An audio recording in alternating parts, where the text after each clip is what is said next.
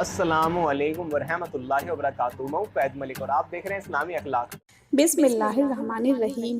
دوستو، بے شک اللہ تعالیٰ ہی رزق دینے والا ہے، اور زمین پر جتنے بھی چلنے والے ہوں یا آسمان میں اڑنے والے ہوں، سب کو رزق اللہ تعالیٰ ہی دیتا ہے۔ اور یقیناً کسی لالچی کا لالچ اللہ تعالیٰ کا دیا رزق زیادہ نہیں کر سکتا، اور نہ ہی کسی ناپسند کرنے والوں کی ناپسندگی اسے ہٹا سکتی ہے۔ اللہ تعالیٰ نے لوگوں کے رزق میں فرق رکھا ہے، جسے چاہے زیادہ رزق عطا فرما دے، جسے چاہے کم رزق عطا فرما دے۔ وہی مالک ہے، وہی خالق ہے، وہی ایک قوم کے رزق میں کمی کر دیتا ہے تو دوسری قوم کے رزق میں اضافہ فرما دیتا ہے۔ یہ سب کچھ اللہ تعالیٰ کی قدرت میں ہے۔ انسان کچھ بھی نہیں کر سکتا سوائے دعا کرنے کے، سوائے اللہ پاک سے مانگنے کے۔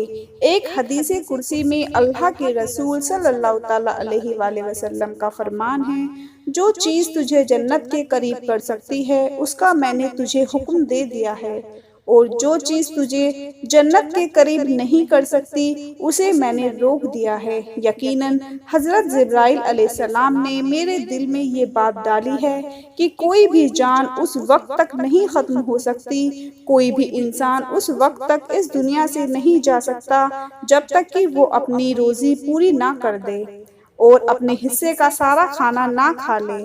تم اللہ کا تقوی اختیار کرتے ہوئے اللہ کا ذکر اچھی طرح کرو، اور تم میں سے کسی کو روزی کا لیٹ اور کم ہو جانا اس بات پر نہ رہے تم اللہ کی نافرمانی کر کے روزی حاصل کرنے لگ جاؤ، کیونکہ جو کچھ اللہ کے پاس ہے وہ اللہ تعالیٰ کی اتحاد اور فرما برداری کے ذریعے ہی حاصل کیا جا سکتا ہے۔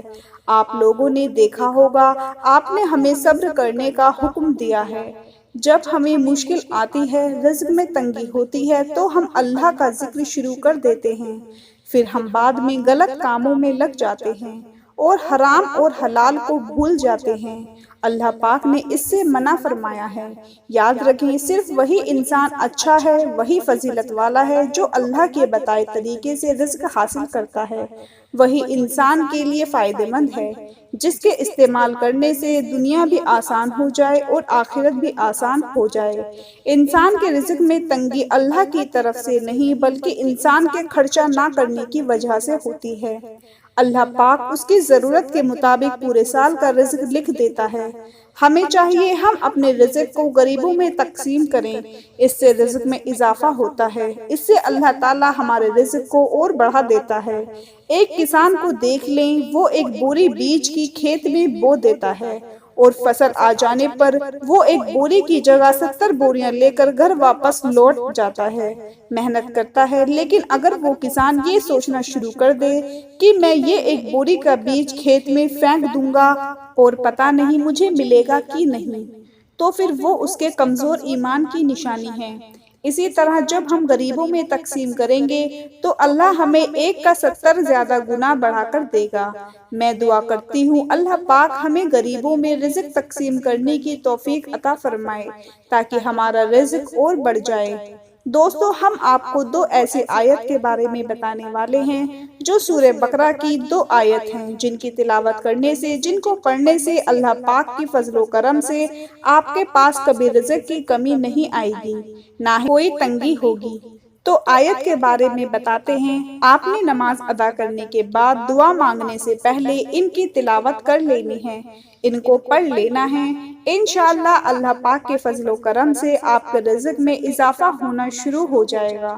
جو لوگ چاہتے ہیں کہ اللہ پاک ہمارے گھروں میں اتنا رزق عطا فرما دے اور کوئی ایسا وظیفہ مل جائے، کوئی ایسا عمل مل جائے جس کو کرنے سے ہماری مشکل آسان ہو جائے، تو آپ کو آج کا یہ عمل، آج کا وظیفہ آپ کے لیے انتہائی آسان اور فائدہ مند ثابت ہوگا۔ انشاءاللہ اس عمل کو کرنے سے غیب سے آپ کے گھر میں رزق پہنچے گا اور آپ کی ساری پریشانیاں ختم ہو جائیں گی۔ اس وقت اسکرین پر آپ کو جو قرآنی آیت دکھائی جا رہی ہیں، پہلے نمبر پر سورہ بقرہ کی آیت نمبر 8 ہے، آپ نے اس کی تلاوت کرنی ہے، اور دوسرے نمبر پر سورہ بقرہ کی آیت نمبر 254 ہے۔ جو کہ آپ کو اسکرین پر دکھ رہی ہے۔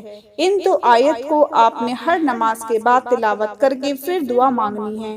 انشاءاللہ اللہ تعالیٰ کے فضل و کرم سے ہر طرح کی پریشانی ختم ہو جائے گی۔